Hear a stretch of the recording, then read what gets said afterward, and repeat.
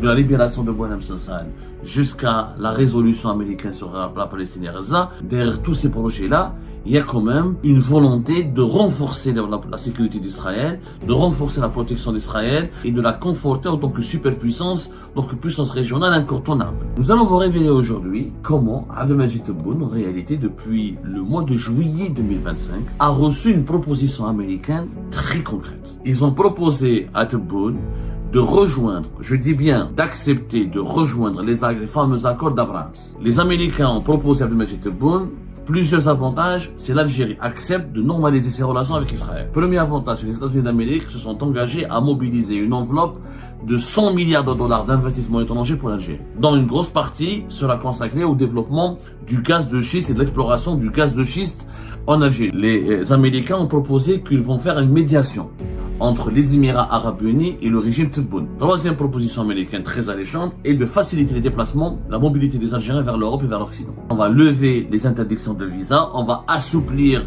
les déplacements des étudiants algériens, les déplacements des hommes d'affaires algériens. Si l'Algérie accepte de rejoindre les accords d'Abraham et normalise les relations avec Israël, voilà ce qu'elle va obtenir. Et c'est la promesse de Donald Trump. Comme il l'a fait avec le Maroc, comme il l'a fait avec les États, avec les Émirats, Bahreïn et le Soudan, Tebboune a été honnête. Dès le départ, il a été très séduit par ce plan.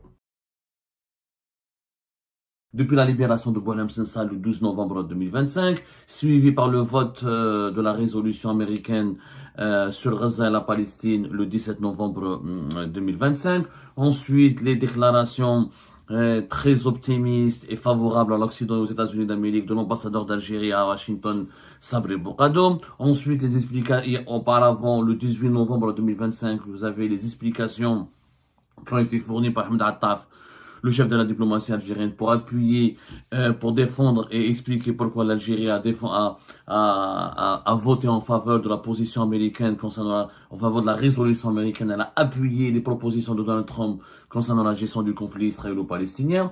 Et nous avons eu donc ce rappel à l'ordre de la PS qui a été publié le 18 novembre 2025 au lendemain de l'adhésion de l'Algérie au projet de Donald Trump concernant la gestion des affaires de Gaza et de la Palestine, la gestion de l'avenir de Gaza et de la question palestinienne. Dans cette mise au point, il se rappelle à l'ordre, la PS qui rappelle qu'il n'y a que Abdelmajid Tebboune qui sait ce qu'il faut pour protéger l'intérêt national et public de l'Algérie et que la diplomatie relève uniquement des prérogatives du président de la République. C'est un domaine réservé au président de la République qui a la seule qualité qui est en sa qualité d'unique et le seul artisan de la décision politique externe au nom de la nation algérienne. Donc, c'est pour nous dire que Tebboune sait ce qu'il est en train de faire et il est conscient de ce qu'il est en train de faire et il le fait au nom de l'intérêt national de l'Algérie. Ce que le régime Tebboune ne veut pas dire, c'est qu'il y a eu des dessous très, je vais pas dire troublants, je vais pas utiliser le mot troublant, très spécifiques. Il s'est passé quelque chose avant que le régime Tebboune ne multiplie ses signes d'ouverture à l'égard de l'Occident des États-Unis d'Amérique en adoptant des positions très bienveillantes, amicales et favorables aux intérêts occidentaux et aux intérêts israéliens. Puisque de la libération de Boualem Sansal jusqu'à la résolution américaine sur la Palestine et Gaza, derrière tous ces projets-là, il y a quand même une volonté de renforcer la sécurité d'Israël, de renforcer la protection d'Israël, de renforcer les intérêts d'Israël dans la région et de la conforter en tant que superpuissance, donc puissance régionale incontournable. Tous les événements, de la libération de Boualem Sansal jusqu'à la résolution, jusqu'à la prise de parole de l'ambassadeur d'Algérie, Sabri Boukado à Washington, il y a de cela 2 jours, on en a parlé hier, lors d'une conférence animée avec un think tank américain. Tout le fil conducteur de tous ces événements est en relation avec la sécurité, la protection, les intérêts d'Israël. Nous allons vous révéler aujourd'hui comment Abdelmajid Tebboune, en réalité depuis le mois de juillet 2025, a reçu une proposition américaine très concrète. Les Américains, ils sont très intéressants et leur particularité, ce qui les distingue des autres pays à travers le monde, c'est qu'ils vont droit au but. Les Américains sont très pragmatiques, très directs et ils n'aiment pas gaspiller leur temps.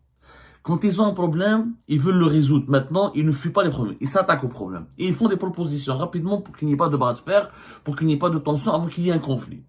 Ce qui est bien avec les Américains, c'est qu'avant qu'il y ait un conflit, ils te font des propositions pour éviter la guerre, éviter le conflit, pour trouver un compromis avec toi. Si tu n'acceptes pas le compromis, ils vont vers le conflit. Mais au moins, ils font la démarche d'aller vers un compromis. C'est pas le cas des autres grandes puissances à travers le monde. Les khaltoula qui essaient de te saboter, de te déstabiliser, de t'affaiblir avant de se lancer dans des négociations directes avec toi. Les Américains, quand Massad Boulos, on en a déjà parlé. Massad Boulos, le Libano-américain, qui est le principal conseiller de l'administration de Donald Trump pour l'Afrique, qui est venu à Alger en fin juillet 2025, plus exactement le 27 juillet 2025, qui a rencontré Abdelmajid Tebboune. Il a rencontré Abdelmajid Tebboune pendant une longue, il a eu une longue séance de travail avec Abdelmajid Tebboune. Je rappelle que Massad Boulos, c'est un parent approche à Donald Trump parce qu'il est le beau-père de l'une de ses filles, Tiffany, qui est mariée au fils, l'un des fils de Massad Boulos, homme d'affaires libano-américain qui a fait sa fortune au Nigeria. On en a déjà parlé dans une émission très intéressante que vous pouvez revoir. Vous avez été déjà très nombreux à la voir. C'était récemment. Au mois de, nous en avons, voilà, le deal secret entre l'Algérie, la France et les États-Unis pour fournir du fioul au Liban. On a parlé du don de 200 millions de dollars à l'Algérie, la double. On a expliqué récemment pourquoi comment le régime Tebboune avait mis en place toute une stratégie de séduction pour s'approcher de Massad Boulos et pour gagner les faveurs de Massad Boulos. Et le don de 200 millions de dollars qui a été accordé au Liban à la fin du mois d'août 2025 entre dans ce cadre-là, puisque dès le départ, Abdelmajid Tebboune et son entourage ont mis en place une stratégie de lobbying qui consiste à se rapprocher de Massad Boulos pour ensuite arriver jusqu'à Donald Trump et trouver un accord d'essayer de tisser une alliance ou un partenariat, peut-être pas une alliance, mais au moins un partenariat amical et stratégique avec Donald Trump. Le régime Tebboune, dès le départ, avait comme objectif, il voulait ne pas tomber dans l'erreur de 2020, il voulait anticiper les événements et il voulait empêcher que l'administration de Donald Trump ne soit trop pro-marocaine au détriment des intérêts de l'Algérie. Son objectif était d'essayer de rééquilibrer les rapports au Maghreb, entre le Maghreb et les États-Unis d'Amérique, à savoir avoir affaire, il fallait que l'Algérie se positionne comme l'ami des États-Unis d'Amérique pour ne pas laisser le Maroc détenir une exclusivité des bons rapports avec les États-Unis d'Amérique et pour que l'appui américain et les investissements américains ou le soutien américain au Maroc ne déséquilibrent pas définitivement les rapports de force entre l'Algérie et le Maroc. Donc il était question que l'Algérie concurrence le Maroc dans une bonne relation avec les États-Unis d'Amérique et essaye aussi de prendre sa part du gâteau dans l'amitié, dans les rapports stratégiques et les relations stratégiques entre le Maghreb et les États-Unis d'Amérique. Donc Massad Boulos, quand il était venu en tant que conseiller principal de l'administration de Donald Trump, il travaille directement avec le département d'État des États-Unis d'Amérique. Au départ, je rappelle que Massad Boulos était conseiller nommé au conseil de Donald Trump pour le Moyen-Orient.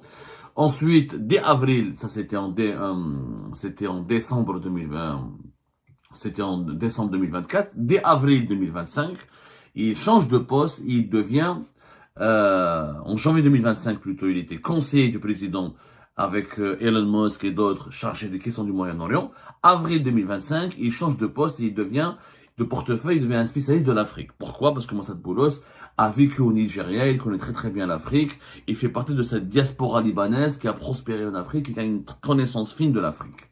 Le 27 juillet 2025, quand il était venu à Alger, quand il s'est longuement entretenu avec Abdelmajid Tebboune, il y avait aussi avec lui l'ambassadrice des États-Unis d'Amérique, Elisabeth Moore-Aubin. Les deux, retenez bien leur nom, ils ont joué un rôle important dans ce que je vais vous dévoiler. Elisabeth Moore-Aubin et Massad Boulos ont fait une offre phénoménale et historique à Tebboune. Ils ont proposé à Tebboune de rejoindre, je dis bien, ils ont demandé et proposé à Abdelmajid Tebboune d'accepter de rejoindre les fameux accords d'Abraham. Les fameux accords d'Abraham qui euh, permettent de normaliser les relations de l'Algérie, des relations diplomatiques avec Israël, en signant des accords de paix, en signant des accords de coopération économique et en acceptant d'établir des relations diplomatiques avec des échanges d'ambassadeurs. Là, je dis bien que Massad Boulos, avec Elisabeth Mor-Obin, le 27 juillet 2025, ils ont soumis à Abdelmadjid Tebboune un plan détaillé pour convaincre l'Algérie, le régime algérien, d'étudier le bien fondé de la proposition américaine et de rejoindre les accords d'Abraham. Les Américains ont proposé à Abdelmadjid Tebboune plusieurs avantages si l'Algérie accepte de normaliser ses relations avec Israël. Trois gros avantages. Premier avantage, les États-Unis d'Amérique se sont engagés à mobiliser une enveloppe de 100 milliards de dollars d'investissement étranger pour l'Algérie. 100 milliards de dollars, dont une grosse partie sera consacrée au développement du gaz de schiste et de l'exploration du gaz de schiste en Algérie, à travers la présence, l'engagement de Exxon et de Chevron. Mais pas que, parce que les Américains, ils ont promis aussi au régime Tebboune que d'autres multinationales, comme les Norvégiens de Statoil, comme les Italiens de Eni, comme les Français de Total, allaient aussi rejoindre les deux grandes majors américaines, les deux grandes multinationales américaines, les deux grandes puissantes compagnies américaines, Chevron et Exxon, pour investir dans le développement du gaz de schiste. Nous avons des chiffres plus ou moins extraits. Les Français de Total et sont prêts à mobiliser 10 milliards de dollars, par exemple, de projets dans la pétrochimie et dans tout ce qui est en relation avec la transformation du gaz de schiste, par exemple. Dans cette enveloppe, dans ces accords, dans la même enveloppe, dans la même proposition, les Américains ont proposé qu'ils vont faire une médiation entre les Émirats Arabes Unis et le régime Tebboune. Les relations avec Abu Dhabi, elles sont toxiques depuis, elles se sont dégradées depuis 2021 et 2022, elles sont devenues toxiques depuis 2023. Les Émiratis sont prêts, si l'Algérie accepte de rejoindre les accords d'Abraham, à établir un plan d'investissement sur plusieurs années de 50 milliards de dollars. Notamment dans le domaine de l'immobilier, dans le domaine du développement du tourisme en Algérie et des ports de plaisance. Ça, c'est des enveloppes qui vont, c'est pas en une fois que le régime Tebboune va les toucher. Ça va être mis sur la table et ça va être débloqué au fil de plusieurs années, entre 5 ans jusqu'à 10 ans. C'est-à-dire des dépenses de 5 à 10 milliards de dollars par an. Ce qui est quand même pas rien. Donc, entre 100 à 150 milliards de dollars qui profiteront à l'Algérie en termes d'investissement étranger sur une période de 5-10 ans énorme, surtout pour le gaz de schiste et dont l'Algérie a théoriquement les classé 3e réserve mondiale et qui pourrait permettre à l'Algérie dès la 3e ou 4e année, pratiquement dès les premières années de l'exploitation, de la production du gaz de schiste, d'avoir jusqu'à 30 milliards de mètres cubes de gaz supplémentaire, ce qui constitue le volume que nous exportons aujourd'hui actuellement et qui pourrait ramener à l'Algérie entre 18 jusqu'à 20 milliards de dollars de revenus en exportation, ce qui pourrait aider le régime algérien à reconstituer les réserves de change et à relancer la prospérité dans le pays et à dégager des ressources financières pour pour régler le problème de la dette publique dont nous allons parler tout à l'heure et les gros déficits, la menace et faire face aux grosses menaces des déficits budgétaires. Ça, c'est le premier. Il y avait donc une proposition alléchante sur le plan financier. Sur le plan politique, c'est que les États-Unis d'Amérique, avec Massad Boulos et l'ambassadeur américaine Elisabeth Mor-Obin, se sont engagés auprès de Tebboune à défendre les intérêts de l'Algérie dans les renégociations actuelles qui sont menées depuis 2024. Et en termes de négociation de l'accord d'association entre l'Algérie et l'Union européenne. L'Algérie et l'Union européenne, ils ont un accord d'association qui a été signé en 2002, qui est entré en application depuis 2005 et qui devait permettre un démantèlement tarifaire des produits exportés par l'Union européenne vers l'Algérie et vice-versa à partir de créer une zone de libre-échange à partir de 2020. L'Algérie, dès 2015, a accusé un retard important puisqu'elle n'a pas réussi à se doter d'une production nationale qui pourrait lui permettre d'exporter aussi des produits vers l'Europe, alors que les pays européens, c'est des pays très développés économiquement, donc ils étaient beaucoup plus gagnants et cet accord leur profitait nettement plus que l'Algérie et l'Algérie souffrait depuis 2015, elle essaye de rééquilibrer les rapports économiques parce qu'elle importe beaucoup de l'Europe mais n'arrive pas à exporter autre chose que le pétrole et le gaz vers l'Europe. Donc, c'était un import. Les Américains se sont engagés à faciliter les négociations et à permettre à l'Algérie d'avoir comment dirais-je, des accords, un mécanisme de renégociation qui protégera Il renforcera les intérêts économiques de l'Algérie. Troisième proposition dans ce plan américain qui a été proposé à l'Algérie, à condition que l'Algérie accepte pour l'Algérie. Les trois actions seront concrétisées à condition que l'Algérie accepte de normaliser ses relations avec Israël et qu'elle intègre les accords d'Abraham. Troisième proposition américaine très alléchante est de faciliter les déplacements, la mobilité des Algériens vers l'Europe et vers l'Occident. C'est-à-dire, on va lever les interdictions de visa, on va assouplir les déplacements des étudiants algériens, les déplacements des hommes d'affaires algériens, les déplacements de l'élite algérienne vers les pays européens et vers les États-Unis d'Amérique. Il y aura des assouplissements pour l'obtention des visas au profit des Algériens et des Algériens, sachant que les Algériens et les Algériens, par exemple, sont parmi les 5 plus gros demandeurs de visa Schengen à travers le monde, notamment parmi les 4 ou 3 plus grands demandeurs de visa Schengen pour la France, par exemple.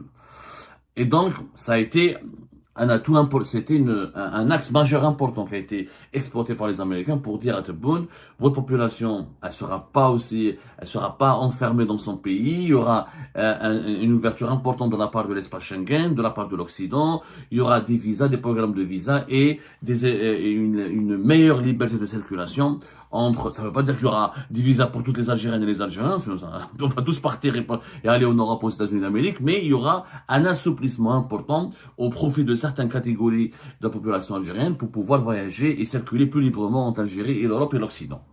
Ce sont les trois propositions alléchantes parce que elles renforcent les intérêts de l'Algérie. Très intéressantes. 100 à 150 milliards de dollars d'investissement direct étranger sur une période de 10 ans. Appui de la position algérienne pour renégocier l'accord d'association et de libre-échange entre l'Algérie et l'Union européenne, et des facilitations et un assouplissement pour la délivrance des visas pour des visas Schengen ou pour les visas pour les pays européens occidentaux en faveur des voyageurs algériens. Si l'Algérie accepte de rejoindre les accords d'Abraham et normalise les relations avec Israël, voilà ce qu'elle va obtenir. Et c'est la promesse de Donald Trump. C'est Donald Trump qui a promis, qui a dit, je ferai comme il a fait avec le Maroc, comme il a fait avec les États, avec les Émirats, Bahreïn et le Soudan. Il y aura un accord B. C'est pas des accords tripartites. Hein. Les Marocains essaient des fois de nous manipuler. Ils nous disent que c'est des accords tripartites. C'est pas des accords tripartites, c'est un accord bipartite. C'est l'Algérie et Israël vont signer des accords de normalisation des relations, d'établissement des relations diplomatiques, de coopération économique et un traité de paix. Un traité de paix avec le Maroc, avec Israël, les États-Unis d'Amérique, le président américain sera là en tant que témoin. Il acceptera l'accord, et il supervisera l'accord, il apposera sa signature en tant que témoin et comme surveillant de l'application fidèle et stricte de cet accord de paix et d'établissement des relations diplomatiques entre l'Algérie et Israël. Tebboune a été honnête. Moi, je suis honnête.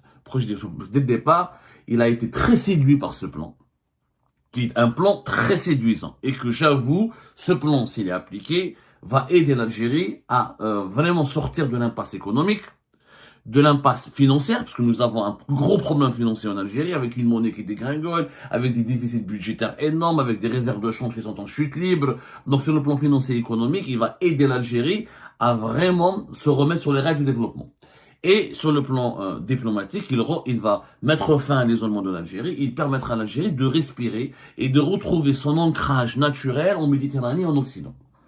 Mais Tebboune a dit la vérité. Il a dit très clairement à Massad Boulos à Elisabeth Mor-Obin que la population algérienne ne va pas l'accepter, qu'elle n'est pas prête, qu'elle n'est pas encore mûre, qu'elle n'est pas encore disposée à accepter un tel accord. Et qu'il aura énormément du mal, à le faire accepter à la population.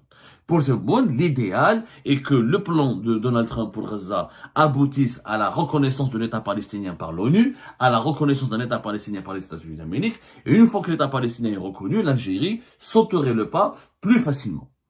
Sauf que la reconnaissance de l'État palestinien, elle bloque parce que Netanyahou actuellement et une grande partie de la classe dirigeante politique israélienne ne veut pas d'un État palestinien au sens propre du terme. Il faut qu'il soit un long processus qui nécessite la création d'un État qui est taillé sur mesure selon les besoins d'Israël. Alors que les Palestiniens, eux, pour créer un État palestinien, est-ce que les Israéliens ne veulent pas donner Jérusalem comme capitale? Les Palestiniens veulent une capitale à Jérusalem. Quel sera l'avenir des colonies israéliennes en Cisjordanie? Comment connecter le territoire de Gaza aux autres territoires palestiniens en Cisjordanie? C'est un processus complexe à mettre en place.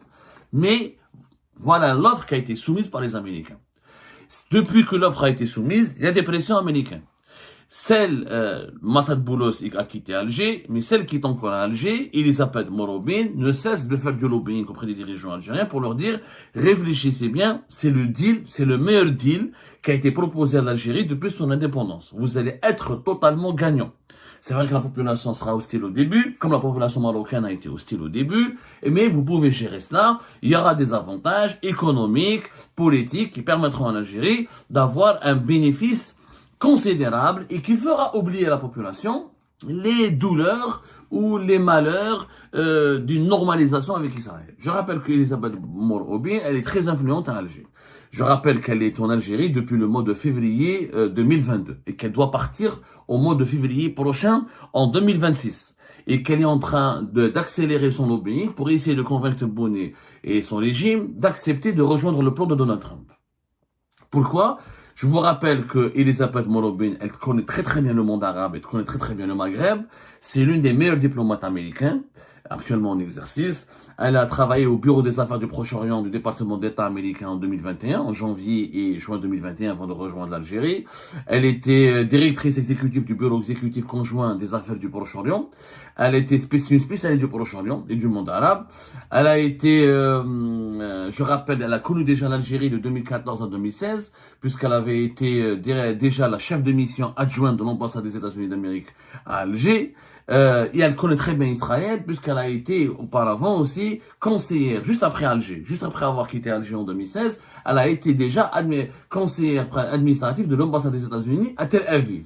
Donc, elle a une très bonne connaissance du Proche-Orient, une très bonne connaissance de l'Algérie, et elle avait été, vous savez, les nominations des ambassadeurs aux États-Unis d'Amérique, aux États-Unis d'Amérique, la nomination des ambassadeurs américains à l'étranger, c'est un processus complexe. Vous avez le président qui propose un diplomate au poste d'ambassadeur. Ensuite, il y a des auditions qui doivent avoir lieu devant la Commission des Affaires étrangères. Ensuite, une fois que la Commission du Sénat américain donne son avis favorable, il y a il y a une confirmation du Sénat, c'est à partir de ce moment-là, un ambassadeur américain peut entrer en fonction. Par exemple, avant de venir en février 2022 à Alger, Elisabeth Morobin a été nommée dans son poste comme ambassadrice à Alger le 15 avril 2021. Mais il fallait qu'elle fasse sa commission devant les affaires étrangères en juin 2021, qu'elle attende fin juin 2021 l'accord définitif du Sénat américain, ensuite la confirmation par un vote à main levée. Il faut qu'il y ait un vote. Les États-Unis, c'est très compliqué. Tu n'es pas ambassadeur américain qui veut. Donc, avant son départ, Joe Biden, il a nommé Elisabeth Morobin comme ambassadrice au Cameroun. Donc, elle devrait quitter Alger d'ici février 2026. Avant son départ, elle veut partir avec une signature, avec un engagement définitif de Abdelmajid Tebboune à rejoindre les accords d'Abraham. Est-ce que Tebboune va sauter le pas? Moi, je suis sincère, je ne fais pas lui en vouloir, parce que c'est un accord stratégique qui permettra à l'Algérie vraiment de progresser, d'aller vers un meilleur avenir. Ceci dit, est-ce que d'ici 2026, un État palestinien va être créé et reconnu par l'ONU et les États-Unis d'Amérique? Ça, c'est une hypothèse qui est possible. Pourquoi? Parce que l'Arabie Saoudite, elle est en train... il lui reste qu'un dernier pas pour signer les accords d'Abraham. Et l'Arabie Saoudite fait pression sur Donald Trump pour qu'un État palestinien puisse être imposé à Netanyahou. Si l'Arabie Saoudite saute le pas d'ici début 2026, je pense que l'Algérie, d'ici avant le départ de Elisabeth Morobin, pourrait rejoindre l'Arabie Saoudite et une fois que l'État palestinien aura été créé et accepté, reconnu par les États-Unis d'Amérique et Israël, l'Algérie sautera le pas et va rejoindre les accords d'Abraham. Donc, la décision d'Alger dépend des négociations qui sont menées en ce moment entre Washington et Riyad. En tout cas, la proposition a été faite à Tebboune. Et c'est en fonction de cette proposition très alléchante et séductrice qu'Abdelmajid Tebboune a multiplié les signes d'ouverture à l'égard de Washington et les gestes de bienveillance pour essayer de conserver cet atout stratégique, à savoir les bonnes intentions de Donald Trump à l'égard de l'Algérie. Et ben voilà les amis, c'est la fin de cette vidéo. Je vous remercie comme d'habitude pour avoir suivi jusqu'à la fin. N'oubliez pas de nous laisser vos commentaires et vos réactions sur cette vidéo et de vous abonner à la chaîne si vous n'êtes pas encore abonné. Donc voilà, ça fait vraiment plaisir de voir vos commentaires et vos réactions et vos discussions sur la section des commentaires. C'est très intéressant et je vous prie toujours de garder le respect et un petit peu la bonne ambiance pour tout le monde. Donc voilà, merci beaucoup et à la prochaine dans une nouvelle vidéo. Au revoir.